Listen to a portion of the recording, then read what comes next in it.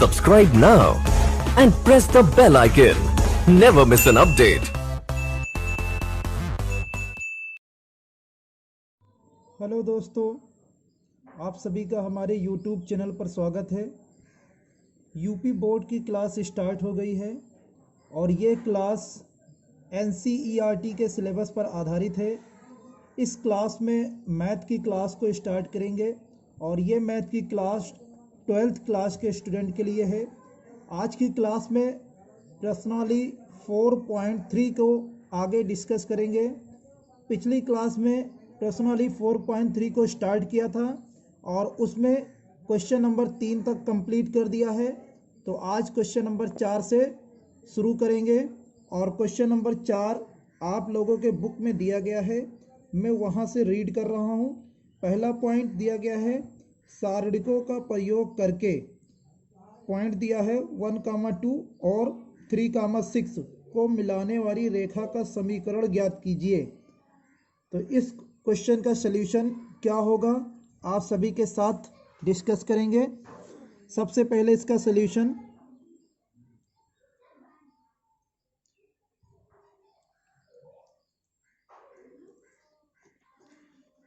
में हम लिखेंगे, माना Px, y बिंदु A, जो पहला बिंदु है उसको हम A मान लेंगे 1, 2 और B दिया है, दूसरा पॉइंट दिया है 3, 6 पर स्थित है। इसलिए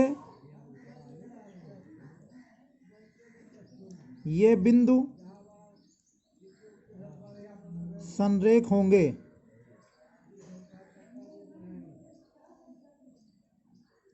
और इनसे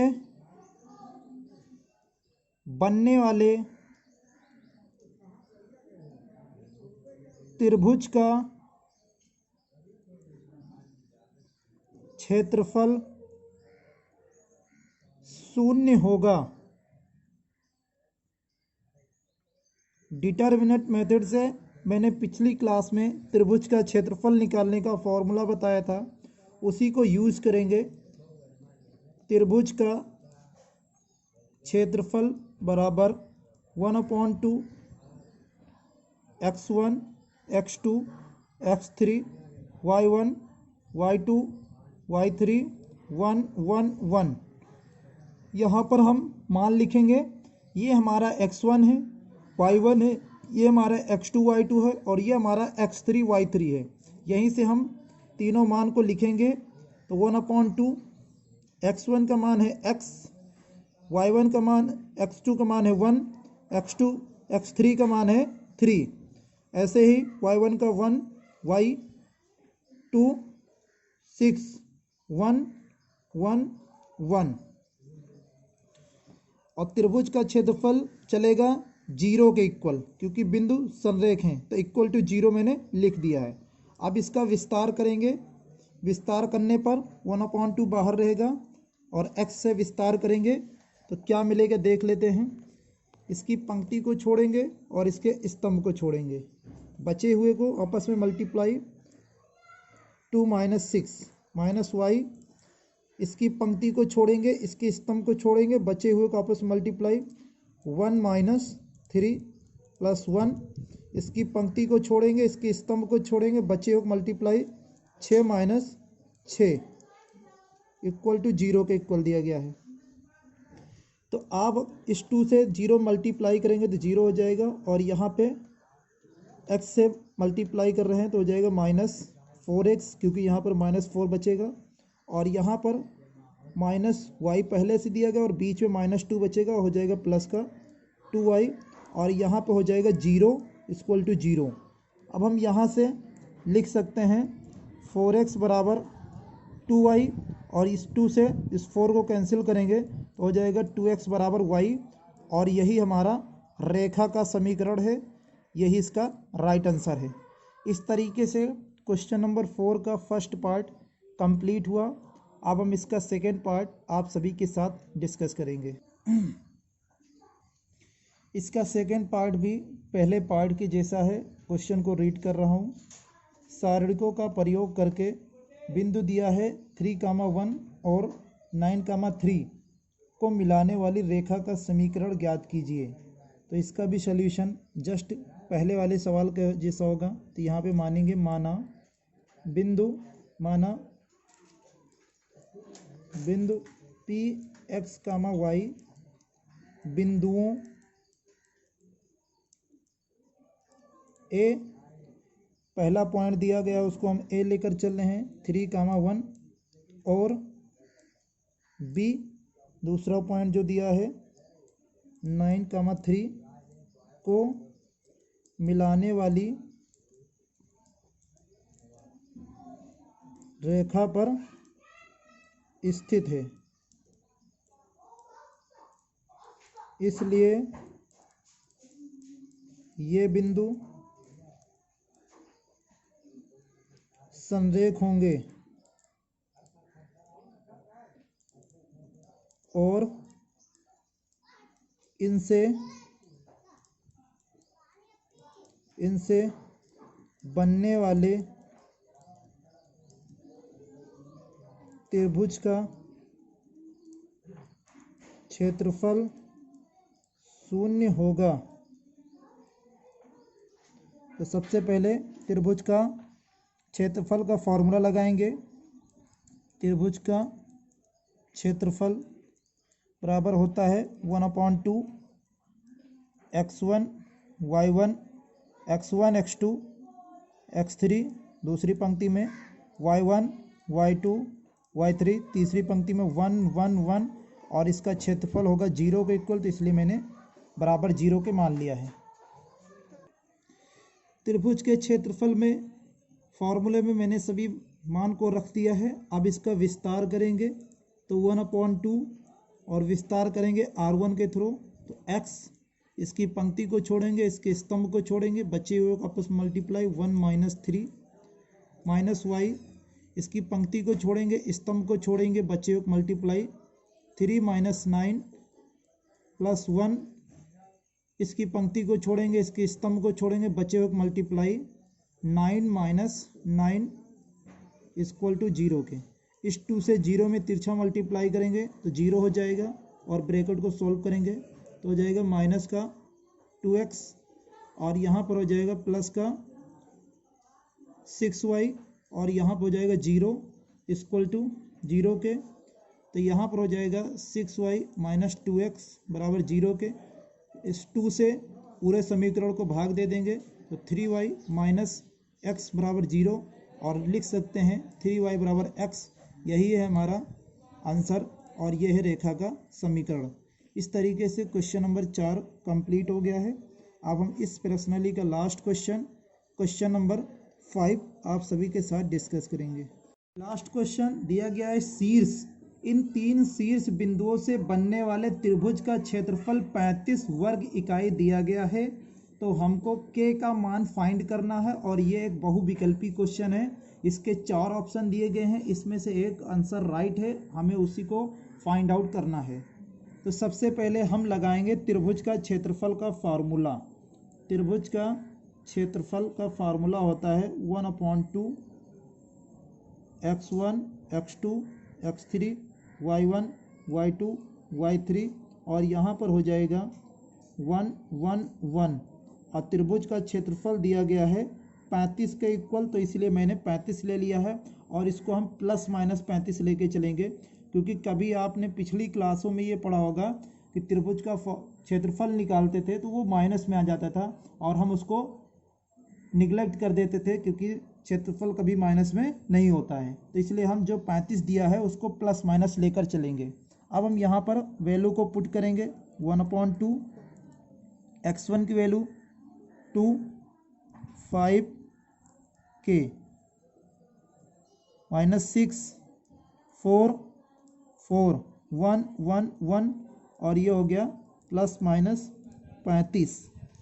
तो देख लीजिए इस 2 से इधर तिरछा मल्टीप्लाई करेंगे और इसको r1 के थ्रू विस्तार करेंगे और 2 हो गया बचे हुए को मल्टीप्लाई 4 माइनस 4 माइनस 6 पहले से ही है, यहाँ पे इसकी पंक्ति को छोड़े कि इसका स्तंभ को छोड़े 5 माइनस के प्लस 1 यहाँ पर 5 चौक 20 माइनस 4 के इक्वल टू प्लस माइनस 35 हो जाएगा, प्लस माइनस 70 हो जाएगा क्योंकि इससे 2 से मल्टीप्लाई कर देंगे। यहाँ पर तो 0 हो जाएगा 0 और ये हो जाएगा प्लस का 6 और अंदर मल्टीप्लाई हो जाएगा 6 पंचे 30 माइनस 6 के और यहाँ पर भी हम ब्रैकेट को ओपन कर रहे हैं 20 और यहाँ पर 4 के इक्वल टू प्लस माइनस 70। अब हम इसको पहले सोल्व करेंगे, ये माइनस माइनस जुड़ जाएगा, हो जाएगा 10 के और यहाँ पर हो जाएगा 50, यहाँ पर हो जाएगा 50 प्लस माइनस 70। अब हम यहाँ पर दो कंडीशन लिखेंगे, पहले प्लस चिन्ह लेने पर, प्लस चिन्ह लेने पर क्या हो जाएगा माइनस 10 के प्लस 5 इक्वल टू प्लस 70 और यहाँ पर हो जाएगा माइनस 10 के इक्वल टू 50 माइनस में हो जाएगा और इसको यहीं पे सोल्व करेंगे। माइनस 10 के बराबर 20 के, तो के बराबर 20/10 और इस माइनस को यहाँ पर रिमूव कर दिया है और इसको कैंसिल करोगे तो के बराबर आ जाएगा माइनस का 2। अभी जो अगली कंडीशन है उसको हम देख लेते हैं। माइनस चिन्ह लेने पर क्या हो जाएगा माइनस का 10 के पहले से दिया गया है प्लस 50 और ये जो इक्वल है इसको माइनस 70 के इक्वल, तो ये हो जाएगा माइनस 10 के इक्वल टू माइनस 70 और 50 भी आएगा तो वो भी माइनस हो जाएगा। माइनस 10 के बराबर माइनस माइनस प्लस हो जाएगा 120 और यहाँ माइनस से माइनस रिमूव कर देंगे, के बराबर हो जाएगा 120/10, यहाँ 0 से 0 रिमूव हो जाएगा और के बराबर आ जाएगा 12। तो इस तरीके से हम लिखेंगे, अतः के बराबर हमको मिला है एक 12 और एक मिला है -2 और ये दोनों मान कौन से ऑप्शन में दिए गए हैं। अब हम ऑप्शन को चेक करेंगे। ऑप्शन ए में सिर्फ 12 दिया गया है, ऑप्शन बी में -2 दिया गया है और ऑप्शन सी में दोनों मान माइनस में दिए गए हैं और ऑप्शन डी है जो हमारे आंसर को मैच करता है 12 और -12। तो इस तरीके से क्वेश्चन नंबर 5 का राइट आंसर है ऑप्शन नंबर डी। तो इस तरीके से प्रश्नावली 4.3 को मैंने कंप्लीट कर दिया है।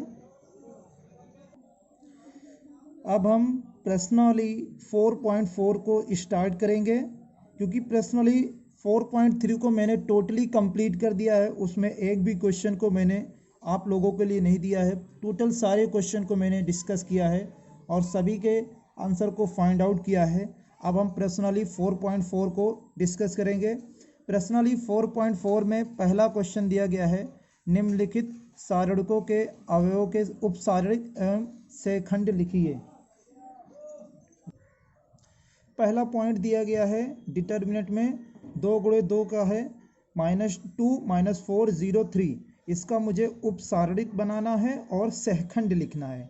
तो उपसारणिक का एक फार्मूला होता है और उपसारणिक को हम डिनोट करते हैं m से। तो सबसे पहले हम निकालेंगे M11।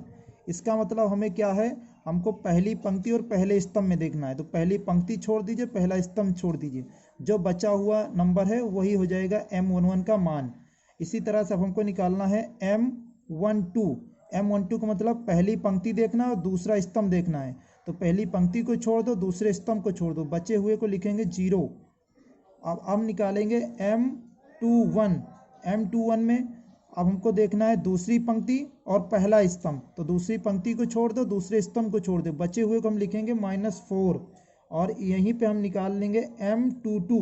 दूसरी पंक्ति और दूसरा स्तंभ, बचे हुए को लिखेंगे 2, यही हो जाएगा M22 का मान। तो यहाँ से हमारा उपसारणिक के सारे अवयव के मान निकल आए हैं। इस क्वेश्चन में मुझे उपसारणिक और सहखंड दोनों निकालना था, तो ये उपसारणिक के मान मैंने फाइंड कर दिया है। अब हमको निकालना है सहखंड और इसका एक फार्मूला होता है, आप लोग उसको याद कर लीजिए। सहखंड का एक फार्मूला होता है, डिनोट करते हैं ए से।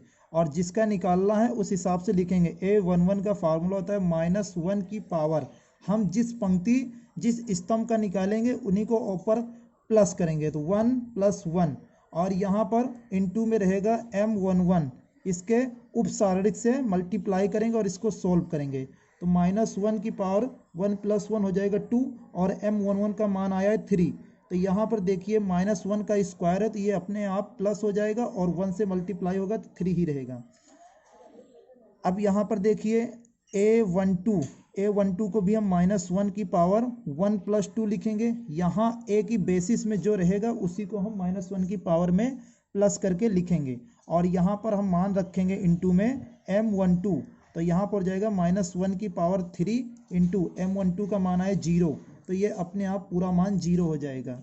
अब हम यहाँ से निकालेंगे A21, और यहाँ पर -1 की पावर इस बार हो जाएगा 2 + 1 इंटू M21, तो यहाँ पर हो जाएगा -1 की पावर 3 इंटू M21 का मान अभी अभी मैंने निकाला है -4, तो आप यहाँ पर देखिए -1 की पावर क्यूब विषम संख्या, तो ये अपने आप माइनस आएगा और -4 से मल्टीप्लाई होकर +4 बना देगा। तो अब हम अगला निकालेंगे A22, तो यहाँ पर हो जाएगा -1 की पावर 2 + 2 इंटू M22, तो -1 की पावर हो जाएगा 4, और यहाँ पर M22 का मान मैंने निकाला था 2। तो आप देखिए यहाँ पर -1 की पावर सम है, इवन है, तो इवन में अगर किसी भी संख्या के ऊपर इवन पावर है और वो माइनस है तो उसका सोल्यूशन प्लस आएगा, और प्लस से 2 को गुणा करोगे 1 को तो हो जाएगा 2। तो इस तरीके से हमारे सहखंड भी निकल आए और ऊपर उपसारणिक निकल आए, यही हमारा आंसर है। अब हम इसका सेकेंड पार्ट आप सभी के साथ डिस्कस करेंगे। सेकेंड पार्ट की डिटरमिनेंट आप लोगों के सामने नोट है, दिया गया है AC, B और D, इसका मुझे फाइंड करना है, तो इसको पहले नोट करूंगा। सेकेंड पार्ट है, इसका सबसे पहले उपसारणिक निकालेंगे। उपसारणिक को M से डिनोट करते हैं, M11, पहली पंक्ति पहले स्तंभ को देखेंगे, बचे हुए का नोट करेंगे D। M12 पहली पंक्ति दूसरे स्तंभ को देखेंगे, बचे हुए को नोट करेंगे B। M21 दूसरी पंक्ति पहले स्तंभ को देखेंगे, बचे हुए को नोट करेंगे, और M22 दूसरी पंक्ति दूसरे स्तंभ को देखेंगे, बचे हुए को नोट करेंगे। तो यहाँ पर उपसारणिक का मान मैंने फाइंड कर दिया है। अब हमें निकालना है सहखंड। रुक जाओ, सहखंड के सारे फॉर्मूलों को मैंने नोट कर दिया है। अब यहाँ पर सभी वैल्यू को पुट करेंगे। यहाँ पर हो जाएगा -1 की पावर 1 हो जाएगा 2, और M11 का मान निकला था D। -1 की पावर इवन है तो ये प्लस हो जाएगा और मल्टीप्लाई होकर D मिलेगा हमें। -1 जोड़ेंगे हो जाएगा 3, और M12 का मान मिला था B, और यहाँ -1 की पावर है ऑड, और ऑड का होता है माइनस, और B से मल्टीप्लाई होकर बन जाएगा माइनस का B। यहाँ पर हो जाएगा -1 की पावर 3 हो जाएगा, और इंटू M21 का मान निकला था C, और यहाँ भी ऑड है तो यहाँ भी माइनस आएगा और मल्टीप्लाई होकर -C बन जाएगा। -1 की पावर 4 इंटू M22 का मान निकला था A, और यहाँ पर है इवन पावर, इवन में प्लस हो जाएगा और इससे मल्टीप्लाई होगा तो A हो जाएगा। इस तरीके से सहखंड भी निकल गए, तो यही इसका राइट आंसर है। अब हम नेक्स्ट क्वेश्चन नंबर 2 डिस्कस करेंगे। सेकंड क्वेश्चन का फर्स्ट पार्ट है, यहाँ भी मुझे उपसारणिक और सहखंड निकालना है। तो ये जो है 3 × 3 कोटि का है, तो यहाँ पर जो M11 का मान निकालेंगे इसमें थोड़ी सी सोल्यूशन आ जाएगा, कैलकुलेशन आ जाएगा। तो देख लीजिए, पहली पंक्ति को छोड़े, पहले स्तंभ को छोड़े, बचे हुए को आपस में मल्टीप्लाई करेंगे, 1 1 1 और 0 से 0 सोल्व करेंगे 1 आएगा। और M12 को निकालेंगे, पहली पंक्ति छोड़े, दूसरे स्तंभ को छोड़े, बचे को मल्टीप्लाई, 0 - 0 0 - 0 0 हो जाएगा। अब यहाँ से निकालेंगे M13, और M13 हो जाएगा यहाँ पर पहली पंक्ति को छोड़े, पहले तीसरे स्तंभ को छोड़े, बचे को मल्टीप्लाई, 0 - 1, तो इसका आ जाएगा -1। अब हम यहाँ से निकालेंगे M21 दूसरी पंक्ति पहला स्तंभ, बचे हुए मल्टीप्लाई दूसरी पंक्ति पहला स्तंभ, बचे हुए मल्टीप्लाई 1 माइनस 0 1 आ जाएगा। M22 दूसरी पंक्ति दूसरा स्तंभ, दूसरी पंक्ति दूसरा स्तंभ, बचे हुए मल्टीप्लाई 1 माइनस 0 1 माइनस 0 1 आ जाएगा। M23 यहाँ पर हो जाएगा दूसरी पंक्ति तीसरा स्तंभ, बचे हुए को मल्टीप्लाई 0 माइनस 0 0 माइनस 0 हो जाएगा 0।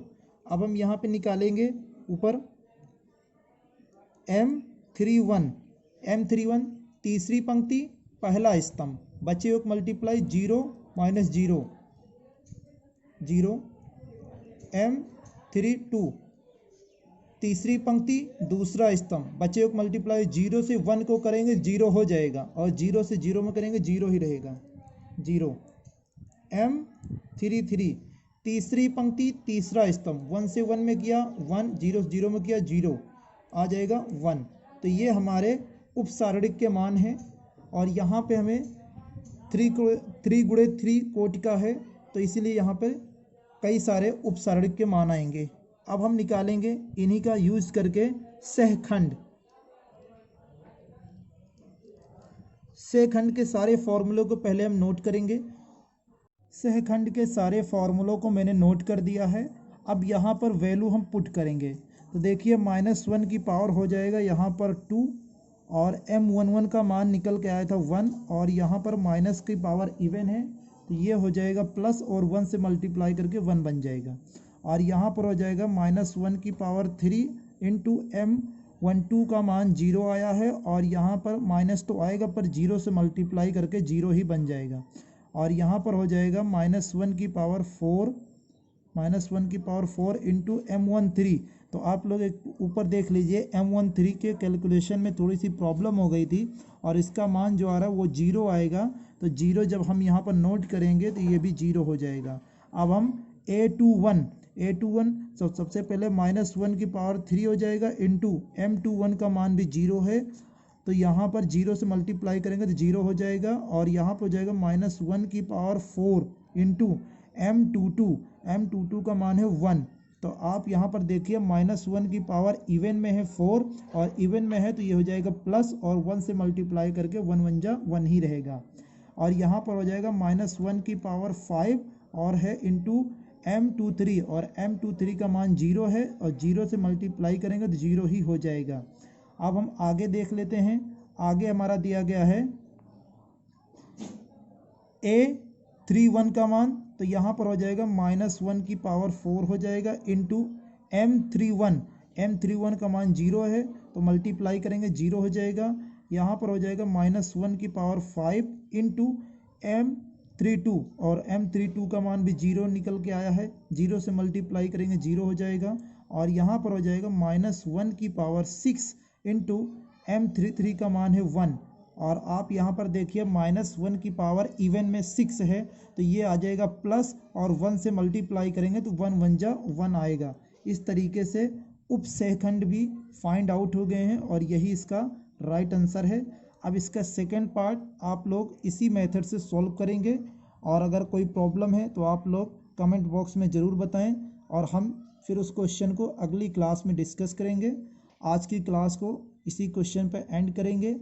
आप लोगों को ये क्लास कैसी लगी कमेंट बॉक्स में बताना, लाइक करना, ज़्यादा से ज़्यादा शेयर करना, अपने हर एक दोस्तों तक पहुंचाना, हर एक स्टडी ग्रुप मटेरियल में इसको सेंड करना, और चैनल को सब्सक्राइब कर लेना, बेल आइकन को भी दबा लेना, ताकि हमारे क्लास की हर नोटिफिकेशन आपको जल्दी से जल्दी मिल सके, और हमारी क्लास से चैनल से आपको हेल्प मिल सके। थैंक यू, धन्यवाद।